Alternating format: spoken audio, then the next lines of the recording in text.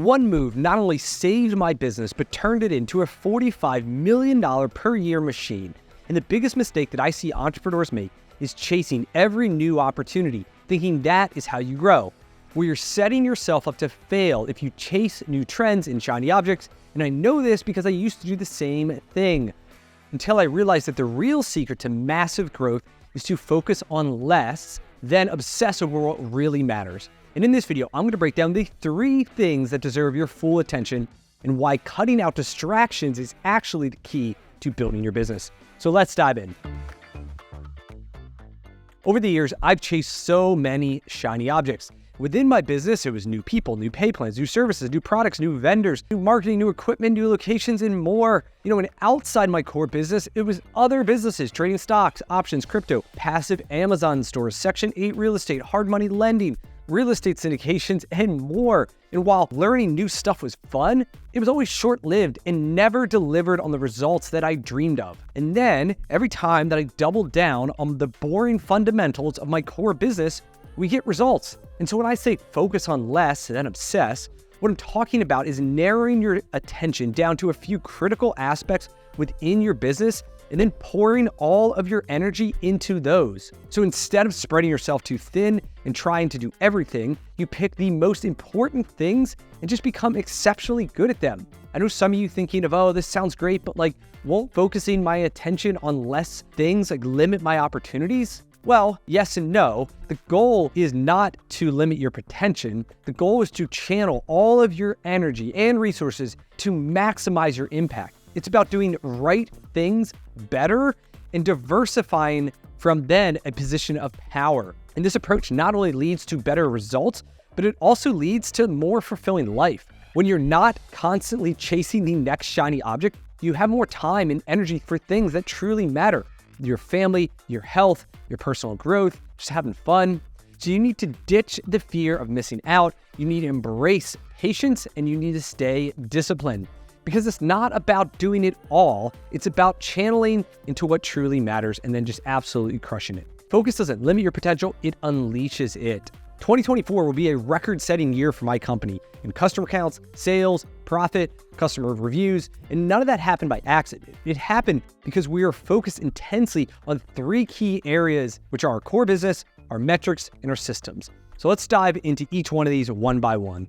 Number 1, your core business. Within your core business, you could offer a ton of products and services, but instead of trying to do it all, focus on nailing the ones that have the highest impact. For example, my auto repair business, we can technically fix anything. It's tempting to be everything to all cars, but instead, we don't chase mufflers and radiators and transmissions and all these different things. We stay laser focused on becoming the absolute best at what we define as our core services, which are tires, brakes, and suspension work. Why? Because every car, from junkers to the high-end Teslas, need tires, brakes, and suspension. They're profitable services. Many times they're quick services, and they're never going away. And we try to say no to complicated things, right? Engines, those transmissions, other things that could look great on paper, but end up causing a huge headache.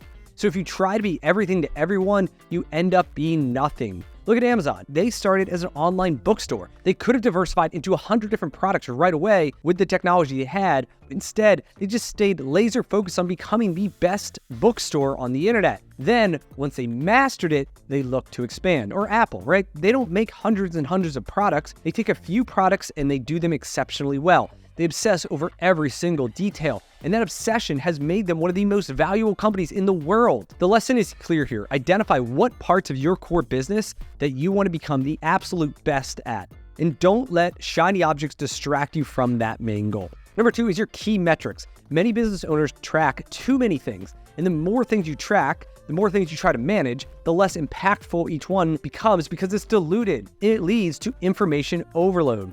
I just released an entire video diving deep into figuring out which metrics you need to track on a weekly, monthly, quarterly, and annual basis to drive cash flow. We'll put that video link in the description below here. A more effective approach is to focus on a few KPIs, which stands for key performance indicators, that truly drive the business. Depends on the business, but for me, it could be invoice count, sales, gross profit, Google scores. This helps align everyone's efforts towards a common goal. And the key here is to regularly review the metrics, adjust them if you need it, because your metrics need to provide information that allows you to make clear decisions or take an action. And when you track the wrong things, sometimes you get off track. And as your business evolves, especially as it grows, your metrics should evolve with it and actually get simpler. Now that my business does $45 million a year, I actually look at very few things than when we were only doing like 5 million or 10 million. Because at a higher level, it can get so easy to get distracted, and less is more. Number 3 is your systems and processes. Once you've identified what you're going to focus on within your core business and your core metrics,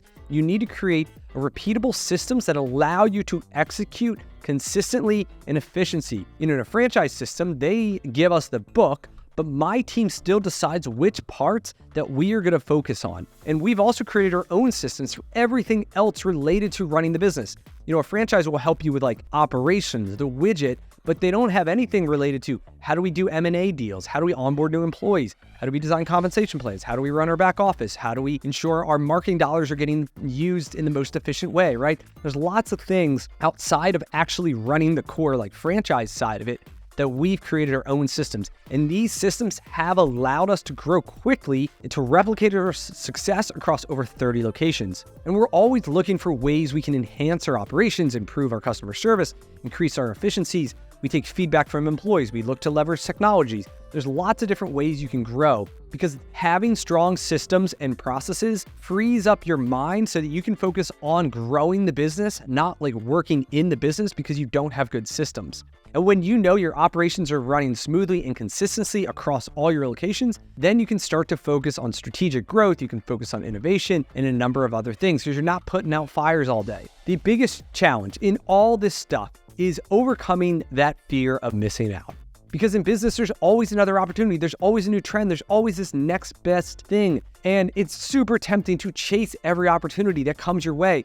But not every opportunity is the right opportunity for you. So it's about understanding that success doesn't come from doing everything. It comes from doing the right things exceptionally well. It's about going deep into something, not going wide. It's about having the discipline to say no to the things that do not align with your core focus, even if they seem extremely attractive on the surface. A great example of this is the story of Ali Webb, who's the founder of Dry Bar. Instead of opening a full-service salon, she focused exclusively on blowouts. And then this laser focused on doing one thing exceptionally well allowed Dry Bar to grow from a single location to over 150 nationwide in just a few years. She resisted the urge of offering a full suite of services to perfect her one core thing. It built a strong brand identity. They became really good at it, and it's a super successful business. You also need to be patient, right? When you decide to focus intensely on one area, you have to understand that results may not come immediately.